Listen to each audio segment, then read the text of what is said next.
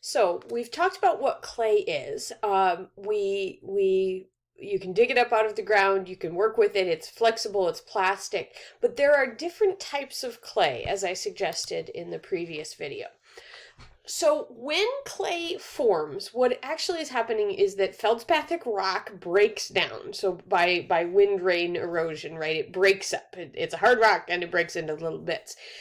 What the result is kaolin, and kaolin or kaolinite is the material that clay is. When it first breaks down, its primary location, it is a pure white. The kaolin itself, the feldspathic rock, is white. It has larger particles, larger in relation to the secondary clay, which we'll talk about in a moment, and this clay is less plastic. Primary clay is the kind of clay that we see in a porcelain kind of clay. And you can see, example of it dry. Since you can dig it up out of the ground, you will have a deposit that'll be like this. It will be pure white, and it won't have it won't have impurities mixed into it. When you fire it, it has some particular properties that we associate with porcelain, right? And one of those is the color, of course. The other is you can fire it to a fairly high temperature, and you can get it very, very thin to the point that it becomes translucent. So we often call porcelain, traditionally we've called porcelain China clay. And the reason we've called it China clay is because of the deposits of this particular type of clay, this material, in China. And so China's imports of this material into the Western world, Western countries tried to replicate this material, this porcelain clay that was coming from China, and they couldn't because their clay deposits weren't this nice, pure material that was available in China. So that's primary clay. That's the white, pure kaolin type of clay.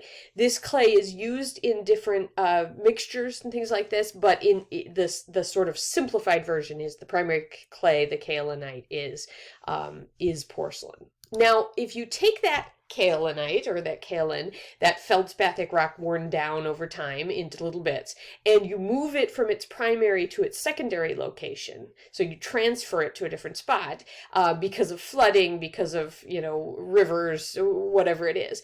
As it moves from its primary location where it broke down from the rock to the new location, it gets ground into finer particles. So this clay is it has smaller pieces, right? Its bits are smaller. You're not going to see the difference, but you can feel it because this clay is more plastic. It's more flexible.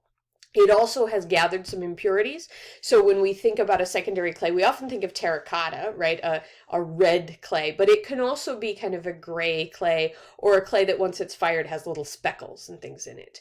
So this clay, this secondary clay, may look different depending on where it ends up. So primary clay, it breaks down and then it moves. And as it moves in one direction, it picks up, iron oxide to make it a redder color. As it moves in a different direction, or a different part of the world, it may gather different kinds of impurities. This clay is more plastic, it's more bendable, more forgiving, essentially. And part of that is because the particles themselves are smaller, so you can get more, water around each one. Secondary clay, we're familiar with it in something like terracotta, like this terracotta painted vase from ancient Greece. We might be more familiar with terracotta planters in this part of the world, as well as earthenware, stoneware, terracotta all have these impurities in them. They're secondary clays. In China, China, we get lots of clay from China, in part because of the long history of highly developed making, right? These were very skilled professionals working with materials, but also because the material that they had available, they had a lot of this material. So they had the porcelain, but they also had terracotta. So these terracotta warriors, if you're familiar with from the first Chinese emperor, he was buried with just ranks of life-size made out of terracotta warrior figures, as well as horses and carriages and stuff like that. These were buried with him, and so they were preserved all this time until they were discovered in the 70s. These are terracotta. Terracotta works better for large scale building like this, in part because you often add some materials to it to help them, help it kind of stick together. Now, when we work with clay bodies, we are taking a primary or a secondary clay, and usually we could work with it straight from the ground, but we usually add things to it. So we could take a primary clay and we could add some other materials, or we could take, or a secondary clay, or we could take some primary and secondary and mix them together. And so clay bodies are what we call the particular mix of ingredients. And so we take these materials and we put them together, we wedge them up either with our hands or our feet or a machine to mix them together. So the typical kinds of things that we might see added to a primary or a secondary clay are grog, which is ground up fired clay. That's what we're seeing in this picture. Somebody's taken fired clay. This is in Burkina Faso again. And they've ground the material really fine. Grog is added to clay just like sand is added to clay. Both of these are added to help the clay be a little grittier. It also helps you build faster. So we sometimes work with a clay sculpture body that's got some grit in it, some grog or some sand, so that you can build up fairly fast. It also allows it to withstand heat shock a little bit better than if you don't have those things added. You might add in a flux or a particular type of oxide that will lower the melting temperature of your clay so that your clay melts and becomes vitrified, which means no water can get through it. It becomes vitrified at a lower temperature. You might want to do that if you are trying to use less energy to fire, right? Get it to a lower temperature. And of course you can add a whole variety of oxides like red iron oxide or cobalt oxide or whatever to add color. So you can change the color of your clays.